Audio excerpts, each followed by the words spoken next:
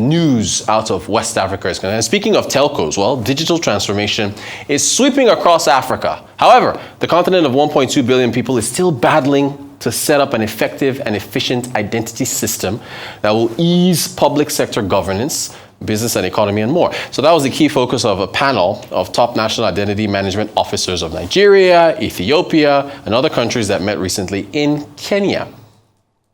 Where you normally go to get in Ethiopia, we have about 42 million smartphones, according to the telecom reports. Okay. So it's actual data. It's a big number, 42 million. It's more than half of the adult population. Okay. So, yeah. Kenya? What do you think? I agree with the comment that in the next 5 to 10 years, and I can even extend it to even in the next 20 years, we shall still need the physical cards. Because one, of trust, actually transition towards a cardless world will take a long time. Still, even if we go digital, we still need the physical cards. People need to still feel, because of trust, and because of security. When you go around, you cannot only rely on virtual. You still need something to carry around. You still need something to show around. And I think it is very ambitious to imagine that in the next 5 to 10 years, we shall not need cards. In my estimation, in the next 20, 30 years, these cards will still be very important in our society. Thank you. Okay. So, thank you for that. Engineer Odusote? So my take on this is, when you're looking at how still need the cards, yes. For now we do, and I'll tell you why. Technology-wise, in Nigeria, a lot of the remote areas still don't have access to internet. Okay? Then secondly, in terms of devices, mobile devices, access to mobile devices, the cost has to be lowered for them to be able to, for it to be affordable. So we're speaking about the unbanked sector. And so they need to be able to have access to all of these facilities available. That's one. Two, there's also a trust issue, especially with Nigeria. I don't know if you recall, a year and a half ago, the CBN government had stopped people from accessing cash and said, just stick to transferring. And we saw that the public's reaction to that was extremely negative. So there's that trust issue with a card. If you have, so there's a high demand for the national identity physical card at the moment, more than a digital EID. It's very important that when we think about technological advancements, we do not think of them out of the context of the countries that we are serving. You might think, theoretically, why do I need a card? But in reality, a card is at the heart of what the population expects, trusts, needs. And therefore, even though it's an invention of 10, 15, 20 years ago, it is still part of the identity ecosystem. And we cannot let technology dictate, get rid of the card. That would be a technological decision, not a population, end-user driven decision. First question. Which open standards does FIDA support, and is it interoperable with other ID solutions? So that's for you. Interoperability is at the core of our ID strategy. Interoperability, one, we have sectoral IDs, or as you call them, functional IDs. Your driver's license, your taxpayer ID. In Ethiopia's case, we are a federal government, so 14 different regional governments, they issue their own residential kind of address-based IDs. So the whole reason why we have FIDA in Ethiopia is to ensure interoperability. As far as interoperability is concerned, we're doing it through standard KYC application interfaces. So it's about ensuring there is a unique identifier across different databases, but we also respect and follow the principle of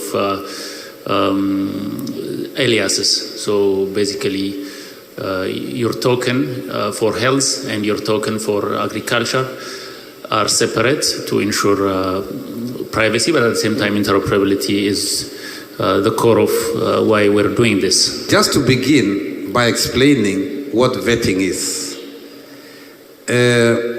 Kenya, about 30 years ago, introduced vetting security vetting for acquisition of IDs. And the reason why it did that is because about 30 years ago, there was an instability, there was a lot of influx of non-Kenyans through porous border. And the government decided that because there are many people coming to Kenya from the neighborhood, we need to introduce vetting to confirm whether the persons applying for IDs are Kenyans or not. But for the last 30 years, this vetting for IDs has been abused.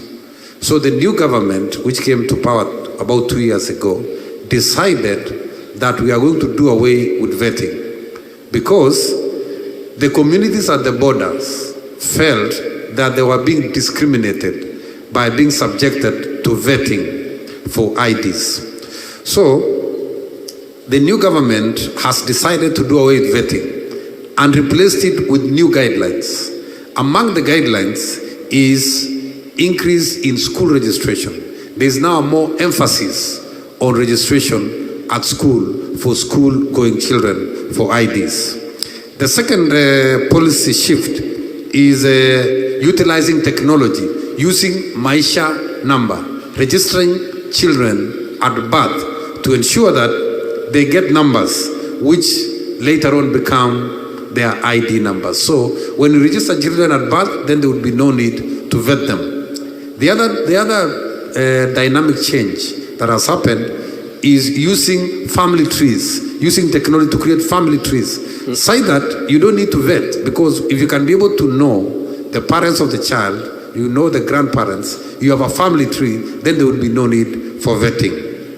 Last but not least in the new guidelines is holding the chiefs and the assistant chiefs, the local administration, personally accountable and responsible, so that when you are registering persons, the chief, the area chief or assistant chief puts their thumbprint in the form that is digitally generated. So, and that form will be taken to the National Registration Bureau for registration. And therefore, if there is a mistake and they make a mistake of registering people who are not Kenyans, then they are personally held responsible. But what we have done is intensified the drive to ensure that we have one single unique identifier for Nigeria for the use or access to all services by the citizens.